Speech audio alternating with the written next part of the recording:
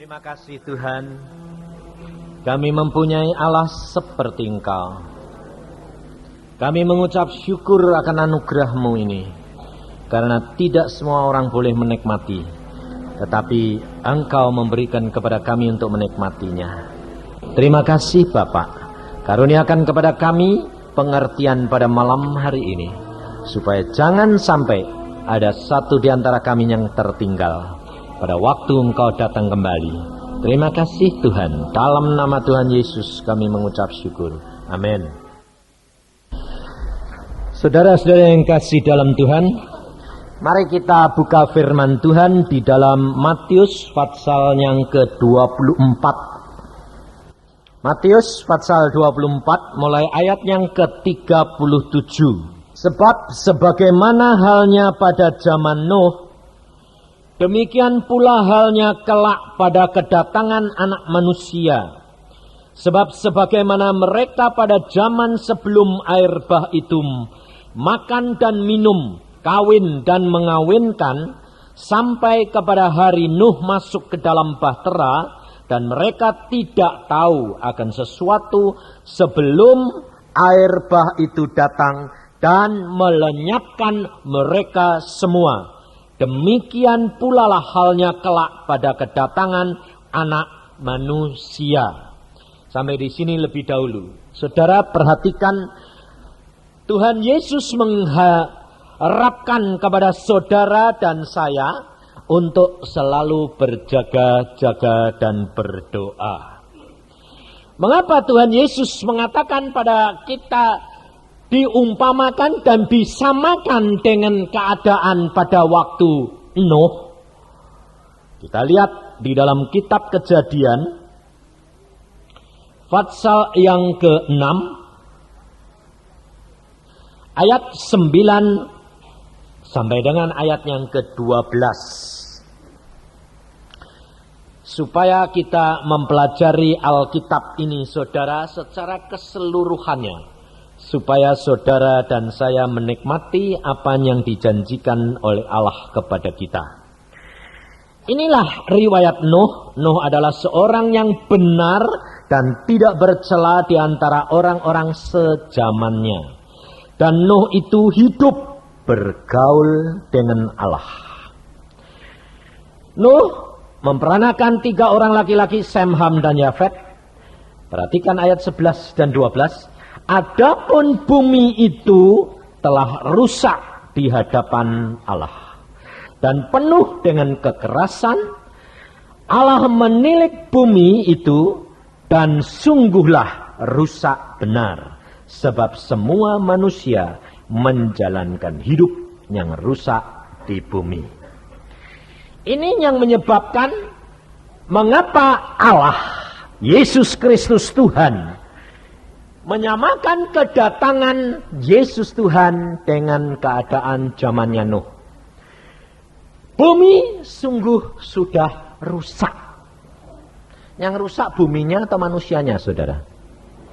Hah? Manusianya. Tapi Alkitab berkata apa? Bumi. Kenapa? Kok Tuhan mengatakan buminya? Kok tidak manusianya yang rusak? Kenapa? Sebab saudara dibentuk Allah dari tanah, bumi.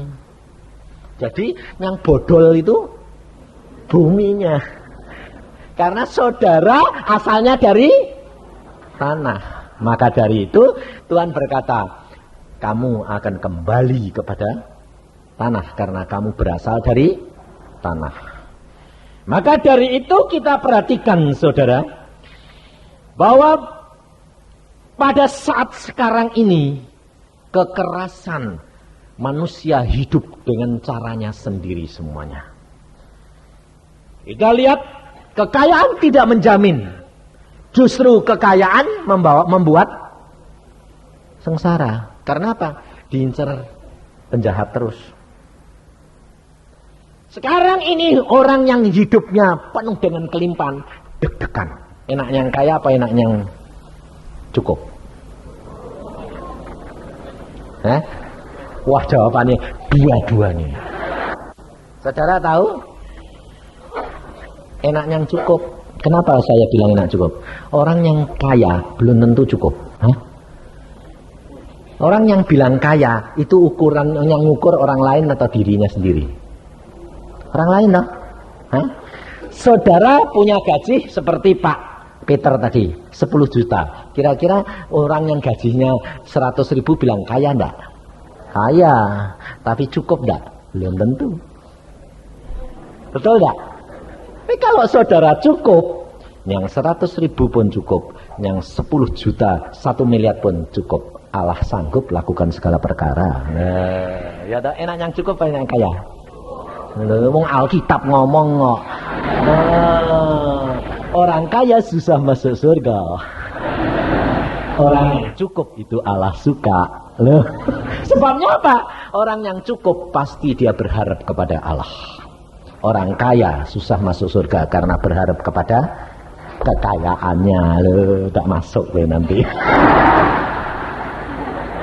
Tobat. Ya bilang, ya tobat saya. Maka dari itu saudara, kalau saudara dan saya mau menjadi pelaku-pelaku firman, saudara tidak ada kegelisahan, tidak ada kekhawatiran. Alkitab berkata, Yesus yang berkata, bukan saya. Damai sejahtera yang aku berikan kepadamu tidak sama dengan damai sejahtera yang diberikan oleh dunia. Jangan kamu takut, jangan kamu gelisah. Itu pasti orang cukup. Kenapa? Sebab dia butuh banyak, diberi banyak. Butuh sedikit, diberi sedikit. Jadi tidak pusing. Betul tak? Mau diincar sama penjahat, tidak bakal. Penjahatnya bingung kok. Tidak punya? Tidak. Tapi cukup. Loh. Butuh banyak, dikasih banyak. Butuh sedikit, dikasih sedikit. Pas. Simbok rampok apa? Wong pas-pasan. Loh, betul ya? Ini saudara, hidup kekristenan itu begini. Loh. Jadi tidak pernah takut, tidak pernah khawatir. Jadi kalau Pak Peter bilang tadi gajinya 10 juta, Tuhan bilang lepaskan, lepasin dong, cukup kok. Ya dah.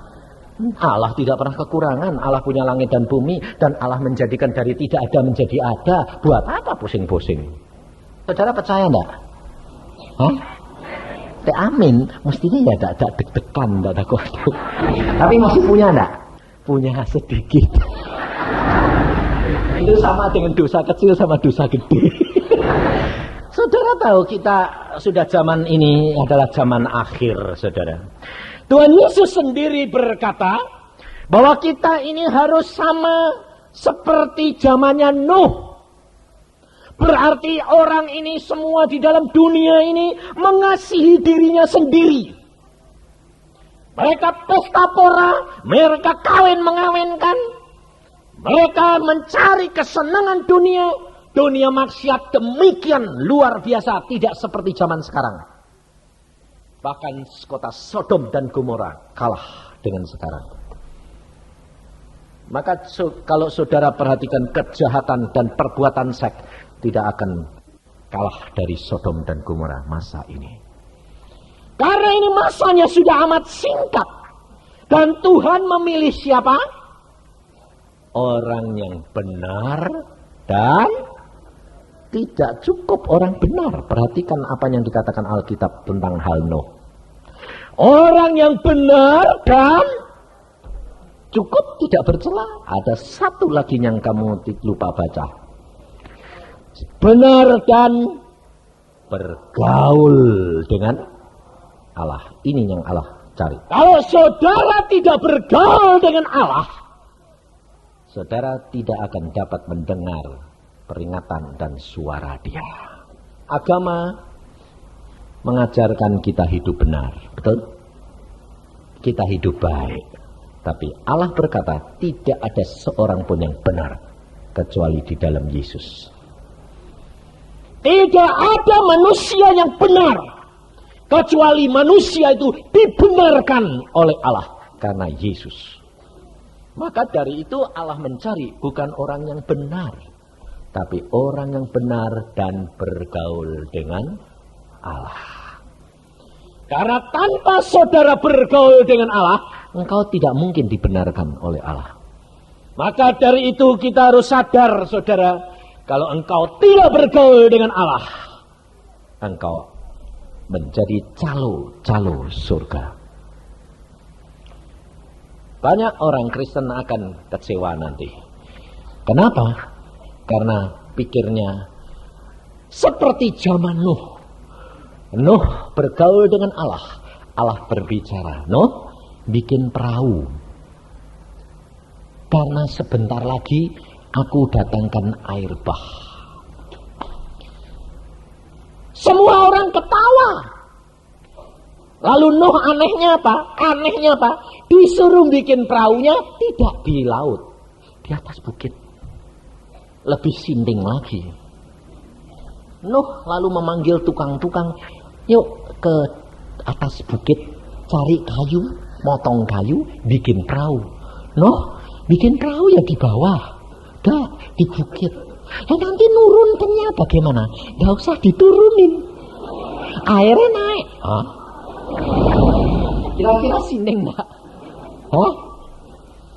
Sama enggak saudara sekarang? Sebentar lagi Tuhan Yesus datang. Hah? Dari zaman kuno, 2000 tahun yang lalu, Petrus sudah berkata, waktunya singkat, Yesus mau datang. Nyatanya mana? Yesusnya turun atau kamu yang naik? Hah?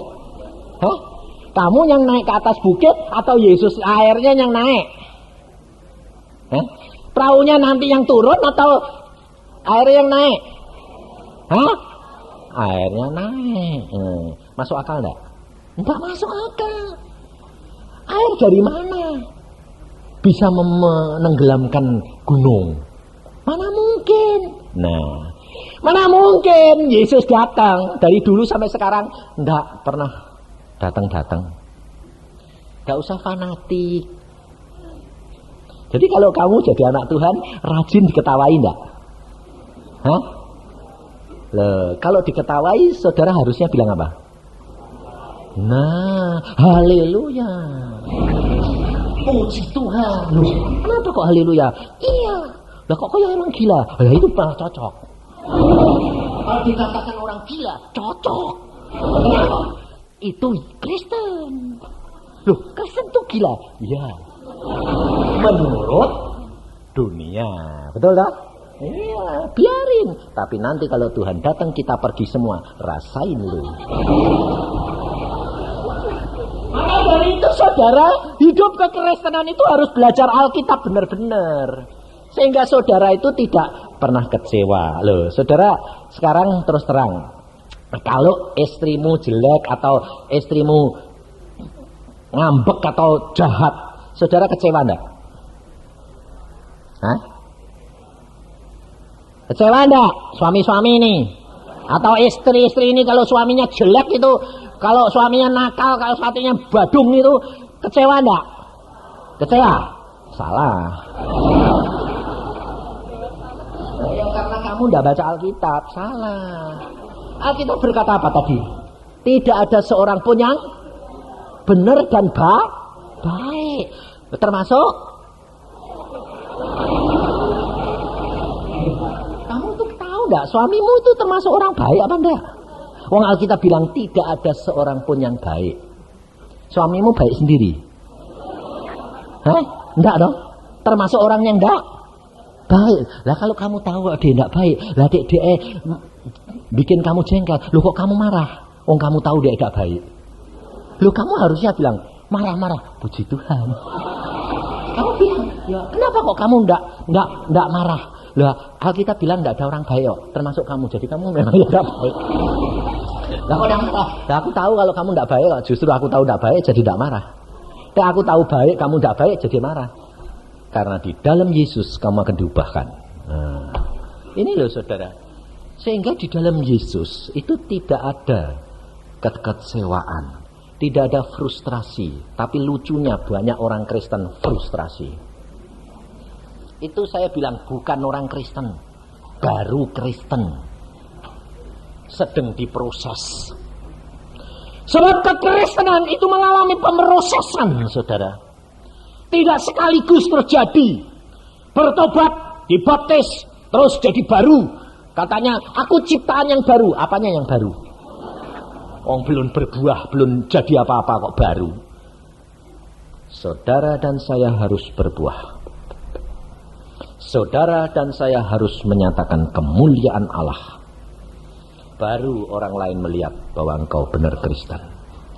Maka dari itu kita perhatikan di dalam kitab Lukas.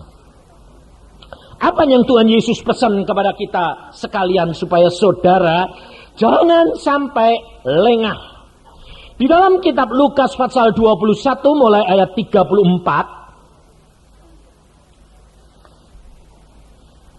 Kita jangan lengah, saudara. Jagalah dirimu supaya hatimu jangan syarat oleh pesta pora dan kemabukan serta kepentingan-kepentingan duniawi. Dan supaya hari Tuhan jangan dengan tiba-tiba jatuh ke atas dirimu seperti suatu jerat. Sebab ia akan menimpa semua penduduk bumi. Berjaga-jagalah senantiasa sambil berdoa supaya kamu beroleh kekuatan untuk luput dari semua yang akan terjadi itu dan supaya kamu tahan berdiri di hadapan Anak Manusia. Perhatikan ini. Jadi kalau saudara sekarang ini menghadapi masalah maupun menghadapi sakit penyakit, itu justru saudara harus mengucap syukur atau harus ribut? Mengucap syukur. Kenapa? Karena saudara sedang diperingatkan di dalam dunia ini. Alkitab sudah berkata bahwa penghakiman di dalam kitab Petrus, bahwa penghakiman dimulai dari orang percaya. Jadi kalau saudara dan saya sekarang ini dihakimi Allah di dalam dunia, ucapkan syukur. Jadi kalau saudara sekarang ini kena sakit, saudara harus sadar. Sebab tidak mungkin kamu kena penyakit tanpa seizin Allah. Kalau engkau dikenakan penyakit karena kamu berbuat dosa, setan menuntut kepada Allah untuk menghukum, kena kamu. Nah, kalau kena, kamu harusnya berkata apa? Puji Tuhan. Bukan puji Tuhan karena sakitnya. Tidak. Puji Tuhan, aku kok sakit Tuhan? Berarti aku ada sesuatu yang kau tuntut, yang aku berbuat salah. Dan aku belum sadar akan kesalahanku, sehingga penyakit ini datang. Dan karena penyakit ini, aku sekarang sadar, mesti aku salah. Lalu kamu berdoa, Tuhan Roh Kudus, tunjukkan dong dosa-dosaku. Nah, nanti Tuhan tunjukkan. Ada seorang anak Tuhan. Dia sehat walafiat, tidak ada apa-apa. Tahu-tahu bangun pagi, mau nyelesain apa? Pekerjaannya lumpuh, stroke. Waduh, lumpuh. Bawa ke rumah sakit, lumpuh separuh. Waktu lumpuh dia berkata, aku kok kena stroke, salahku apa? Mulai dia diam diri, mulai dia periksa. Roh Kudus mengatakan, apa yang kamu lakukan dengan saudaramu itu? Waktu kamu ditipu, waktu kamu bagianmu dimakan dia, waduh, aku sakit hati. Ampuni. Kamu stroke karena sakit, karena kamu berbuat dosa. Kenapa? Karena kamu tidak mengampuni. Kamu pun tidak pernah diampuni oleh Allah. Sehingga dosa-dosamu bertumpuk-tumpuk. Karena dia sakit hati, dia tidak bisa mengampuni. Alkitab berkata, engkau tidak mengampuni, engkau pun tidak diampuni. Betul tidak? Akhirnya dia sadar, betul Tuhan, aku salah. Nah, setelah dia salah, dia bertobat. Benar Tuhan, aku bertobat. Aku sadar sekarang, aku ampuni saudaraku.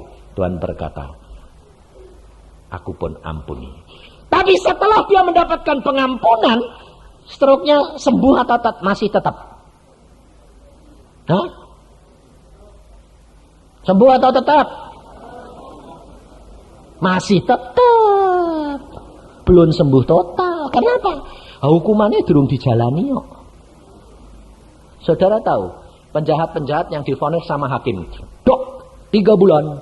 Dia berkata, Pak Hakim, saya bertobat. Terus hakimnya bilang, kamu sudah bertobat? Bebas, kok enak, penjaranya kosong. Oke, sudah bertobat? Baik, masuk dulu. Alami dulu. Betul tak? Tunjukkan dulu kamu benar-benar bertobat atau tidak. Nanti kalau sudah baik, 17 Agustus ada remisi. Loh, dikurangi, bebas, keluar, bertobat sungguh. Demikian juga orang Kristen. Orang Kristen kerap kali bilang apa? Pak, saya ini sudah bertobat punya masalah, kok tidak barbar? Loh, saya bilang, kamu bertobat? Iya. Nyatanya aku sudah bertobat, terima Yesus, dibaptis. Masalahku kok tidak barbar? Loh, itu belum bertobat. Kalau kamu tanya gitu itu tandanya belum bertobat. Hah? Belum bertobat? Nah, kenapa?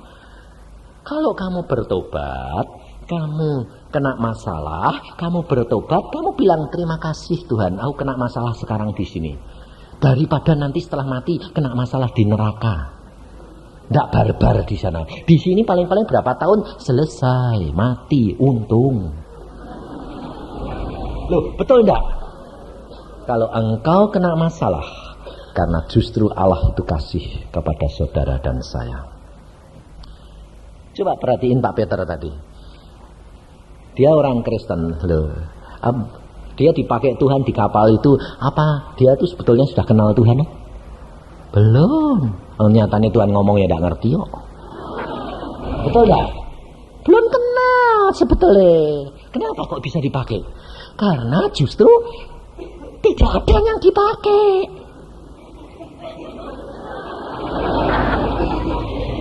Betul enggak? Karena tidak ada.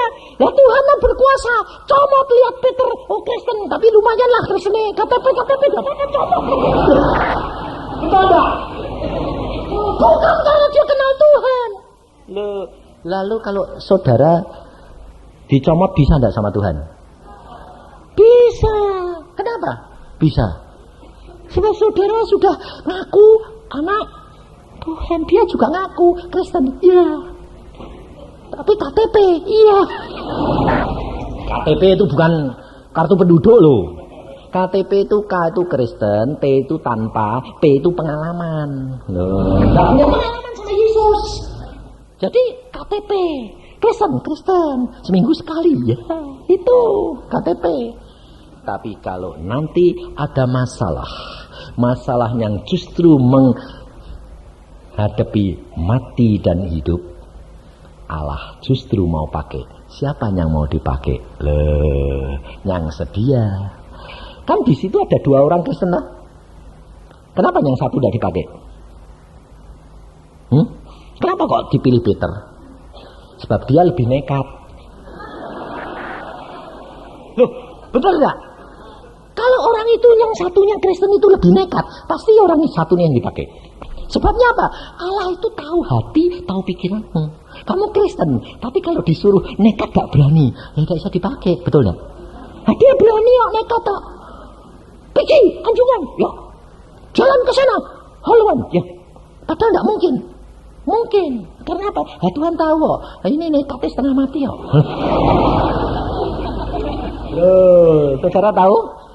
Allah itu memanfaatkan apa yang ada di dalam diri kita.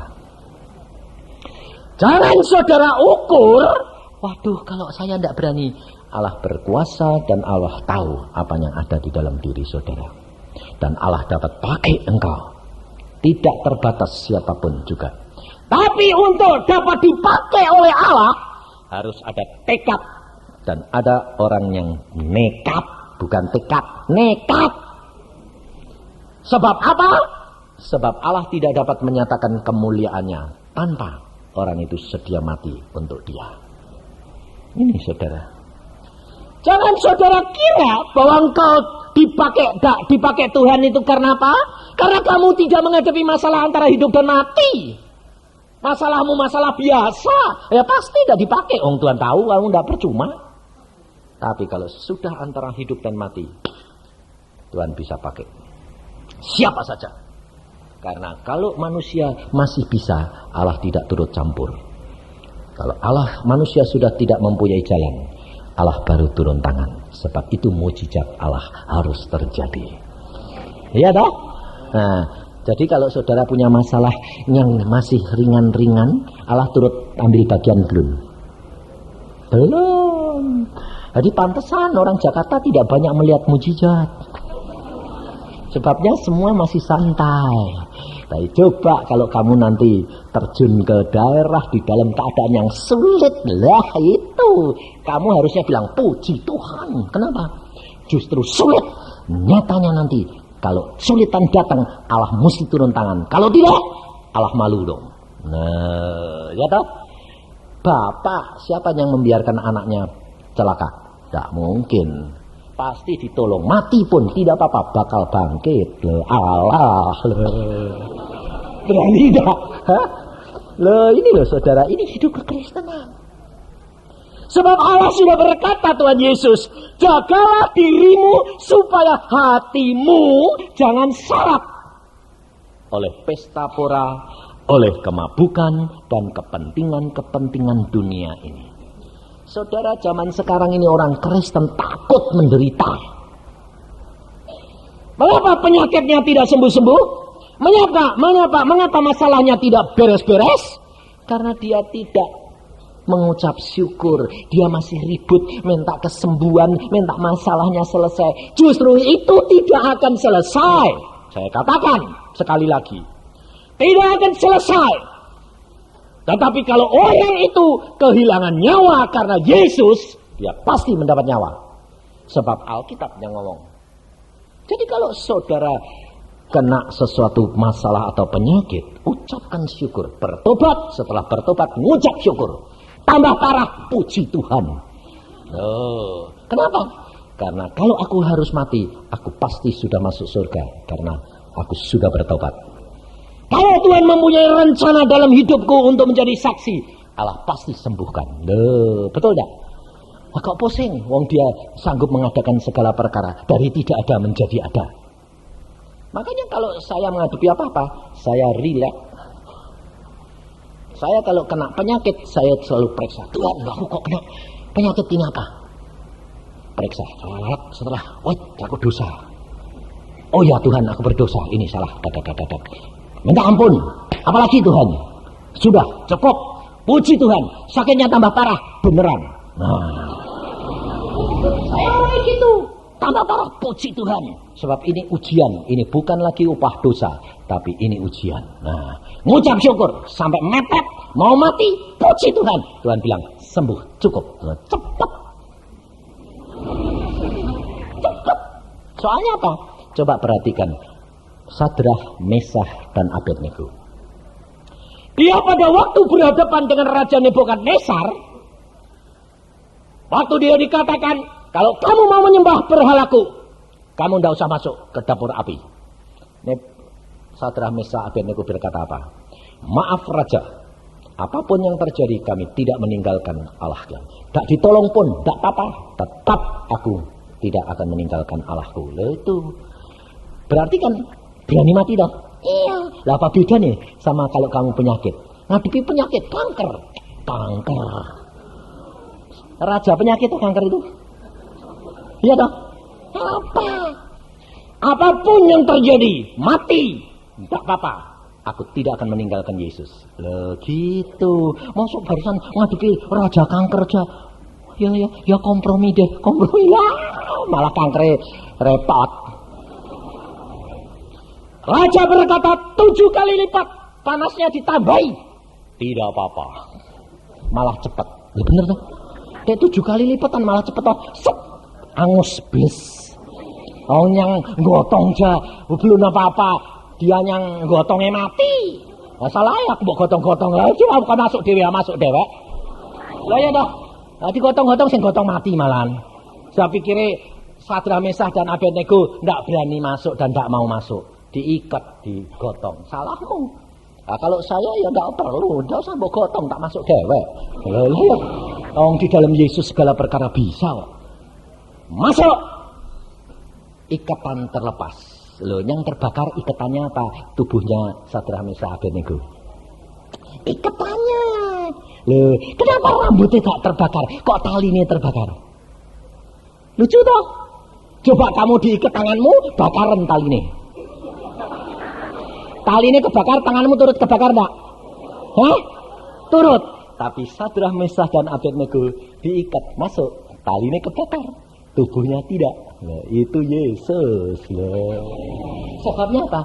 Di dalam Yesus hukum alam ini tidak berlaku. Contohnya, coba bayangin. Lihat di dalam Lukas pasal 24. Supaya saudara dan saya itu sadar dan hidup di dalam kenyataan bahwa Allah kita Allah yang luar biasa.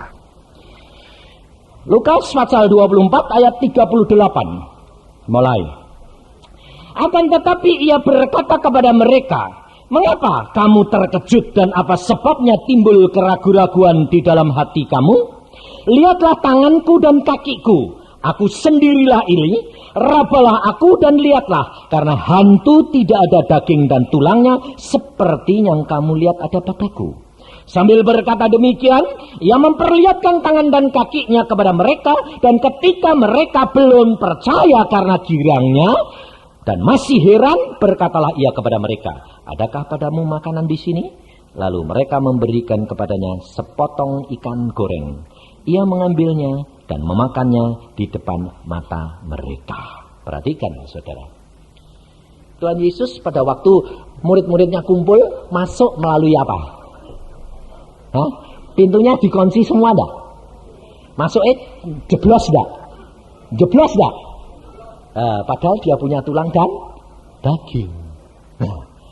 Waktu murid-murid dia tidak percaya, Tuhan Yesus bilang, ke muridku ini kok bandel amat, gablek.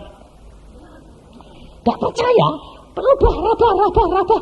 Masih gak percaya. Punya makanan enggak? Punya, kasih ikan goreng. Loh, lucu.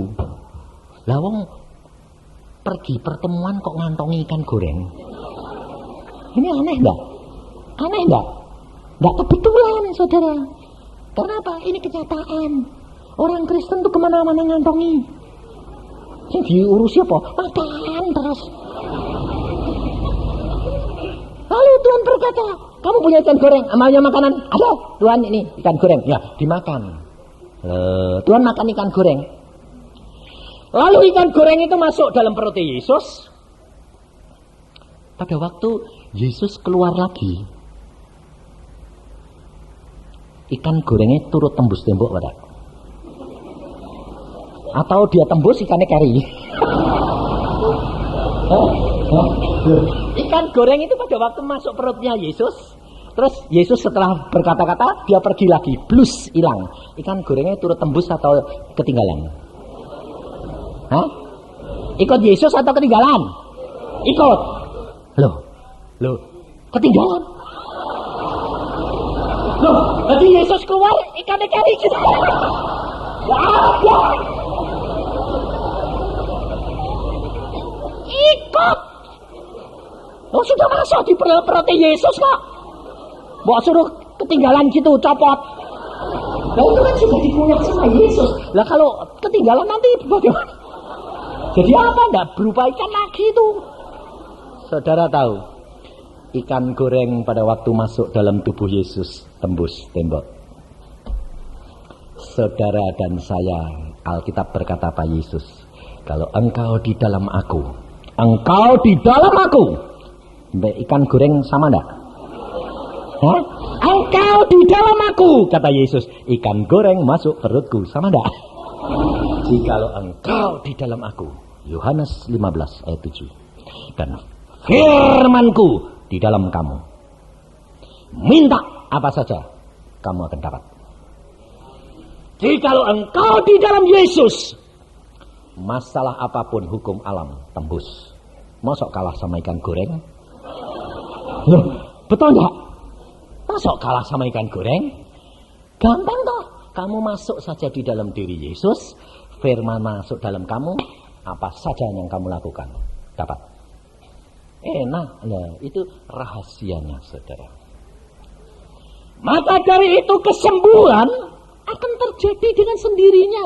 Jangan saudara ribut. Kok tidak sembuh-sembuh ya? Lah, itu tandanya kurang percaya. Semua dimulai dari dalam. Anak Tuhan tadi yang kena stroke karena ada sakit hati. Saudara punya penyakit karena dosa terhadap Allah. Saudara bertobat. Dari dalam dibersihkan. Firman yang menjelma menjadi daging. Bukan daging jadi firman. Kok baik?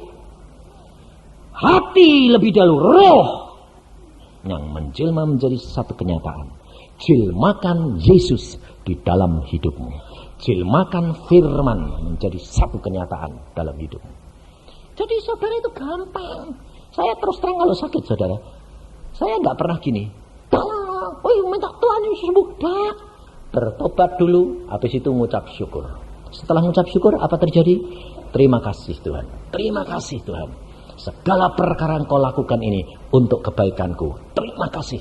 Kalau engkau hukum sekarang, di surga aku akan bebas dan tidak usah di dalam neraka. Terima kasih. Lalu apa? Sakit ini. Oh, ini perkara sepele. Aku sudah bertobat dan aku mau jalani. Terima kasih. Pada waktunya kamu harus kabur. Dalam nama Tuhan Yesus. Selesai. Selesai. Lari sendiri. Gak tahu bagaimana caranya, tahu-tahu kok hilang. Beres. Gak usah khawatir. Seperti seorang ibu yang sakit kanker stadium keempat. Dia berkata, ini ganas sekali dan maksimal 3 bulan, tidak lebih, dokter bilang. Lalu dia berkata, Pak, aku cuma divonis dokter 3 bulan. Kalau divonis dokter 3 bulan, ucap syukur. Kenapa? Lah, berarti waktumu cuma tinggal 3 bulan kan? Nah, ayo, malah cepet lebih enak toh. Ya Pak, tapi aku belum kerja apa-apa. Jangan khawatir, tidak ada yang terlambat. Cepat-cepat sekarang. Tiap pagi baca Alkitab, berdoa, mengucap syukur supaya kamu punya kekuatan seperti yang Allah katakan. Punya kekuatan untuk menghadap anak manusia. Lakukan. Wah, dia bilang, iya Pak, sudah 3 bulan, tidak usah diingat-ingat ya Pak, nanti datang sendiri, selesai sendiri, ya. Baca Alkitab, berdoa, sebentar lagi bilang, Pak, ini kok sudah gliming-gliming, sudah mulai jalar Pak, kata dokter. Loh, merhatiin perkara-perkara, urusan itu kamu bilang, ini aku tidak mau terpancing, ini urusan daging. Baca Alkitab, berdoa, terus, saya bilang. Tahu-tahu sudah 3 bulan lewat, badannya tambah gemuk. Lalu dia bilang, bagaimana? Wah, pokoknya aku tidak peduli. Besok lusa mati. Kapan dokter 3 bulan. Justru orang bilang, sejak kapan? Dihitung-hitung. Loh, kok setengah tahun? Loh, kalau gitu lewat. Dia balik ke dokternya. Dok, katanya saya 3 bulan. Namanya siapa? Ini. Dicari. Ya, kankernya sudah. Wah, sudah tidak bisa ini. Mana dokter? Kok tidak tambah? Diperiksa. Loh, kok malah ngecil, hilang. Kamu tambah gemuk? Iya.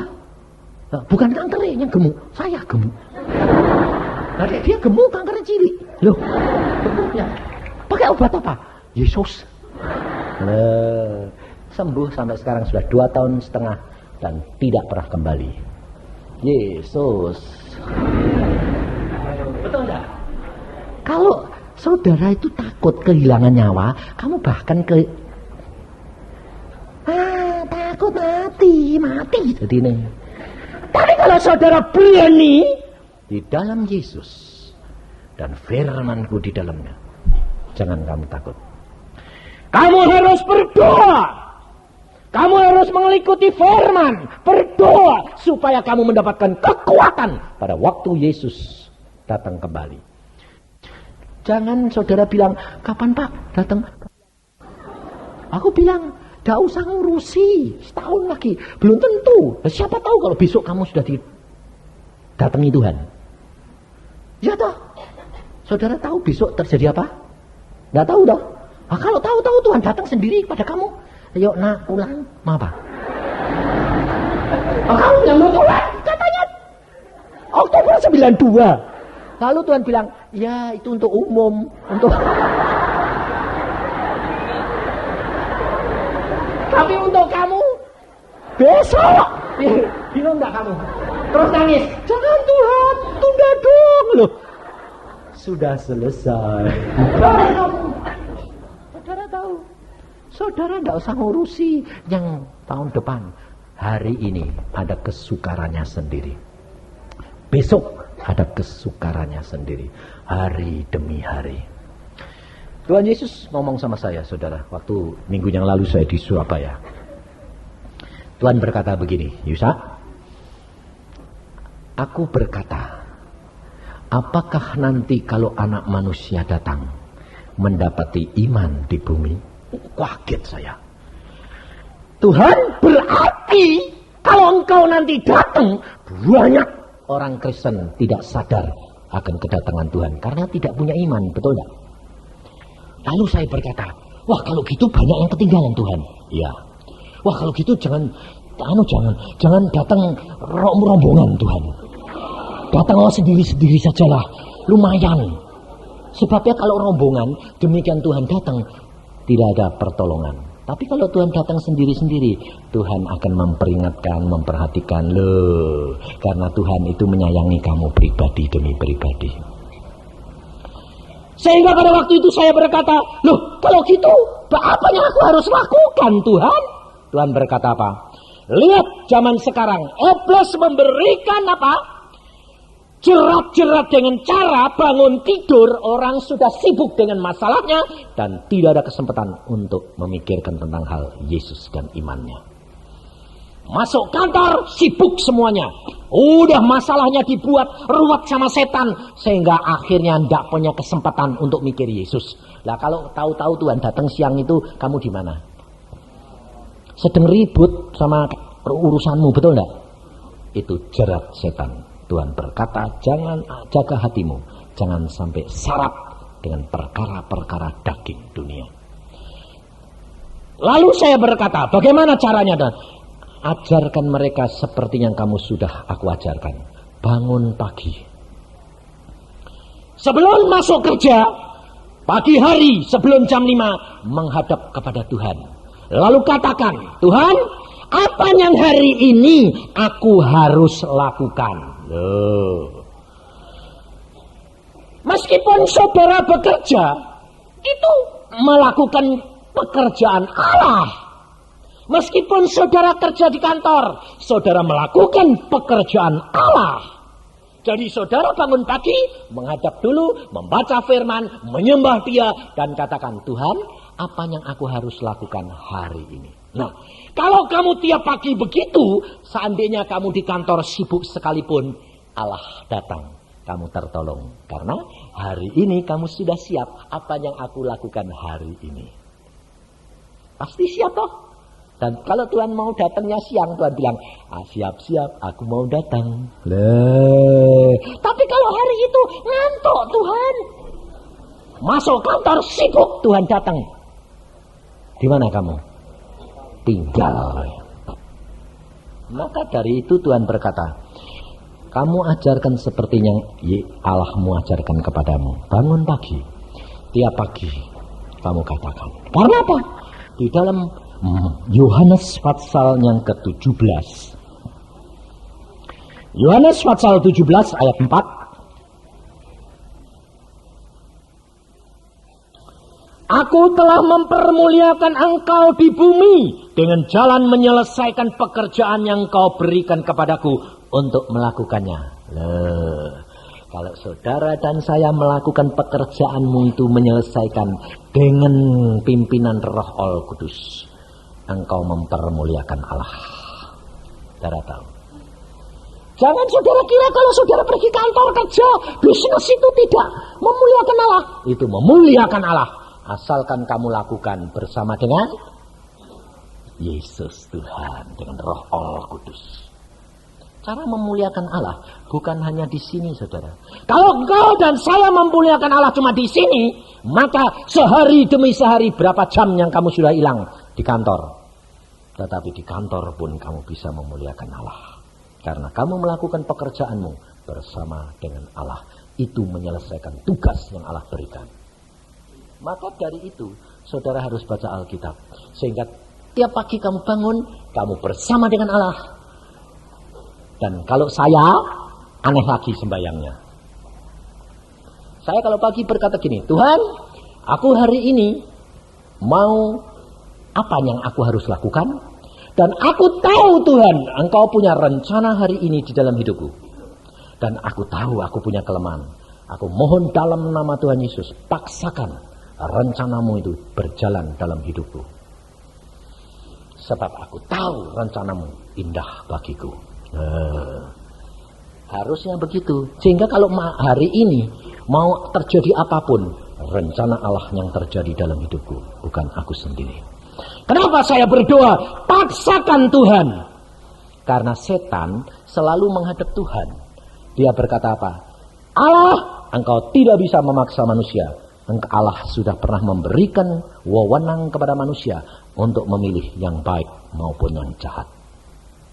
Kalau saya yang minta, Allah paksakan rencanamu dalam hidupku. Setan bisa nuntut enggak? Tidak bisa. Kalau setan bilang, Allah kamu tidak bisa memaksa. Allahnya bilang apa? Setan, dia yang minta. Setannya bilang, dia minta. Iya, dia minta. Manusia, dia minta. Yesus berkata apa? Mintalah, maka akan diberi kepadamu. Sebabnya apa? Saudara itu cuma minta apa selalu?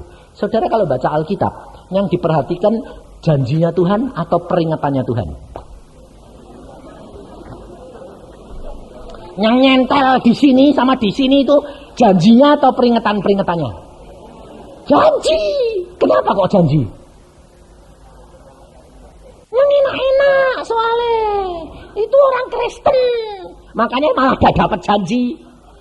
Gak dapat digenapi. Kenapa? Karena saudara tidak melakukan yang diperingatkan. Saudara masuk asuransi.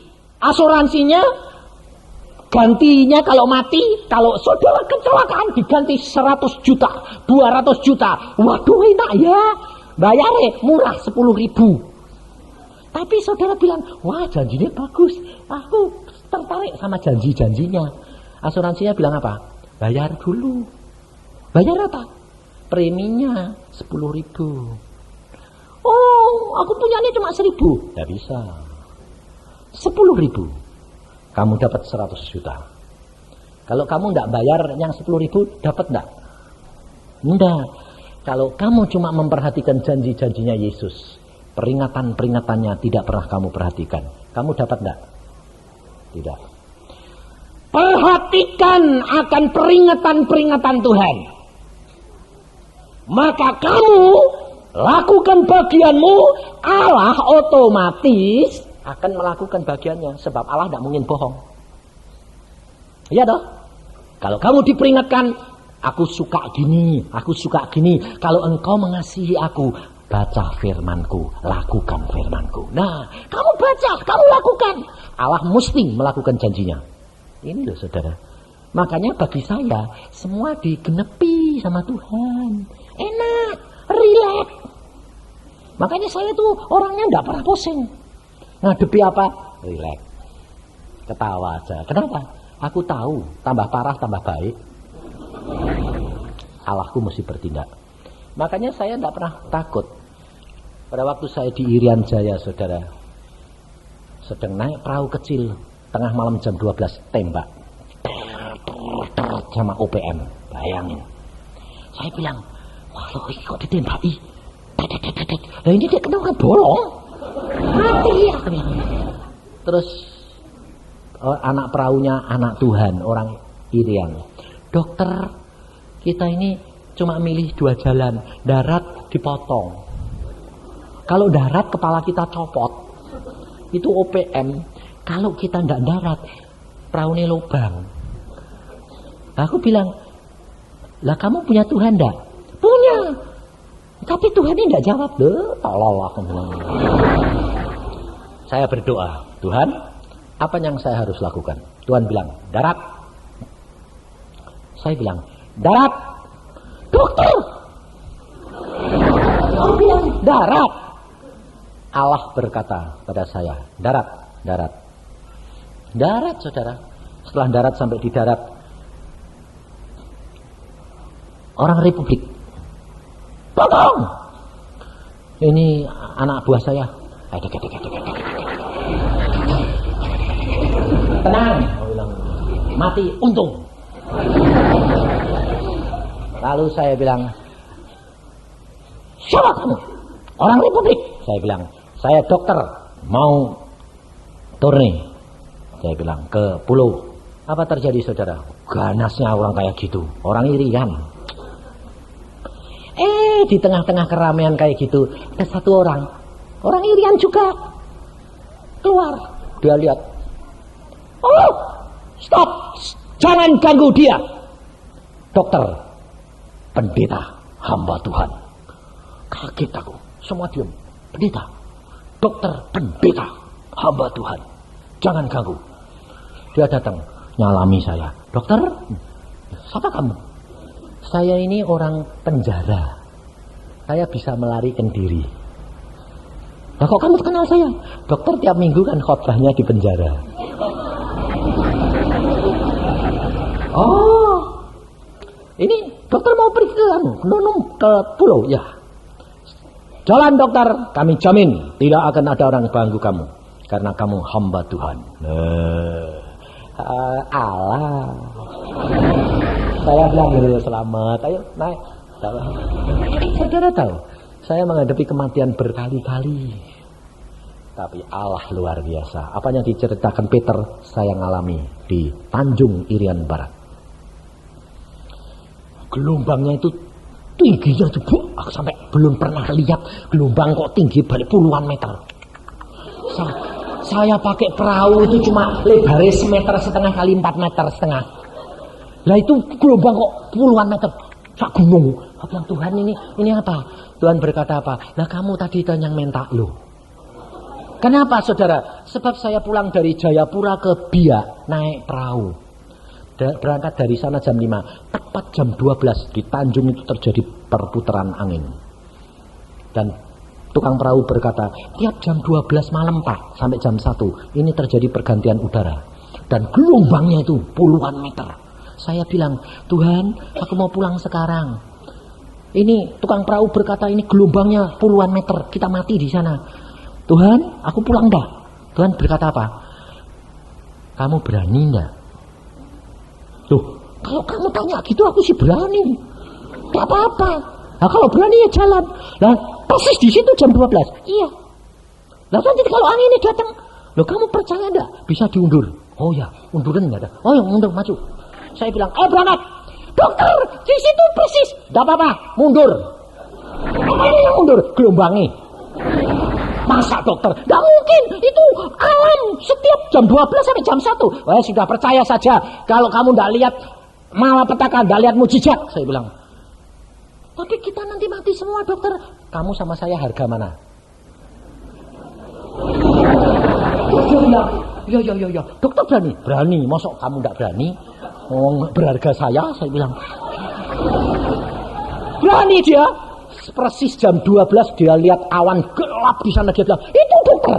Enggak apa-apa, kita belum datang, nanti diundur. Kalau kita sudah lewat, dia datang. Wong itu Allah, aku bilang. Allah itu sanggup mengubahkan masa dan cuaca.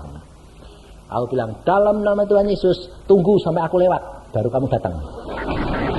Saya rileks sambil lihat-lihat gitu, dia jalan pakai perahu kecil. Saya lewat jedel, situ datang, baru saya ngeri. Ngerinya apa? Kayak gitu tuh. Saya sendiri yang jaraknya berapa puluh meter kena di loncat-loncat kayak 2 meter, naik turun. Saya bilang, Tuhan kayak begini, enggak lain kali enggak mau. Aku enggak ngira kalau sampai kayak gini Tuhan. Lah kok puluhan meter kayak gitu. Lah perahuku kecil, lah aku jadi apa ini? Tuhan bilang, kalau kamu tidak mengalami malapetaka, enggak lihat malapetaka, kamu enggak percaya. Enggak akan melihat kuasa dan kemuliaanku. Saudara tahu? Maka dari itu saudara, kalau kamu menghadapi masalah, ucapkan syukur. Periksa diri. Kamu akan melihat kemuliaan Allah dinyatakan dalam hidupmu. Amin. Mari kita berdoa. Tuhan, firman-Mu sudah hamba sampaikan. Dan anak-anak-Mu sudah mendengar. Pada saat ini Tuhan, Engkau mengatakan bahwa banyak anak-anak-Mu yang punya sakit penyakit dan masalah. Tetapi mulai malam hari ini mereka tidak mengeluh dan tidak menggerutu lagi, tetapi mengucap syukur kepadamu.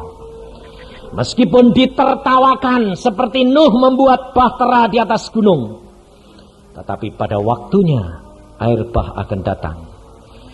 Sekarang kami mau mencari Engkau dan kebenaran-Mu. Kami mengucap syukur kalau Engkau hakimi kami di bumi, karena kami tidak akan masuk ke dalam neraka. Akan kasih karunia-Mu ini. Maka dari itu saudara, kalau engkau punya masalah pada saat ini, angkat tanganmu dan kamu katakan. Kalau kamu punya sakit penyakit, katakan kepada Tuhan malam hari ini, angkat tanganmu, katakan, Tuhan, aku mengucap syukur dengan masalahku. Aku mengucap syukur dengan penyakitku. Karena aku tahu Engkau mengasihi aku, maka Engkau tegur aku selama aku di dalam dunia ini. Dan kamu katakan, Tuhan Yesus, beritahukan kepadaku melalui Roh Kudus Tuhan, apa yang Engkau tuntut daripadaku yang aku masih lakukan dan Engkau tidak suka ini. Dan apabila saudara sudah berdoa begitu dan diingatkan oleh Roh Kudus, segera lakukan bertobat. Habis itu ucapkan syukur. Saya jamin engkau akan mendapatkan kebebasan. Saudara tidak usah cari hamba Tuhan. Saudara harus mulai sekarang bertindak dalam nama Yesus sendiri. Sebab waktunya sudah amat singkat.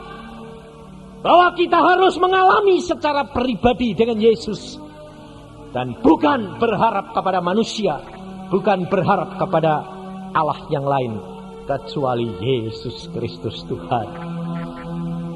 Tuhan, pada saat ini tangan-tangan ini sudah teracung dan mereka sudah melakukan. Dan apabila mereka sudah bertobat, Tuhan, terimalah pertobatan mereka. Dan hamba-Mu percaya Engkau sudah mengampuni. Dan mereka mengucap syukur untuk menghabiskan hukuman ini. Dan pada waktunya Engkau cabut segala sakit penyakit masalah mereka. Terima kasih akan anugerah-Mu pada malam hari ini. Hamba tahu Engkau akan melakukan firman-Mu.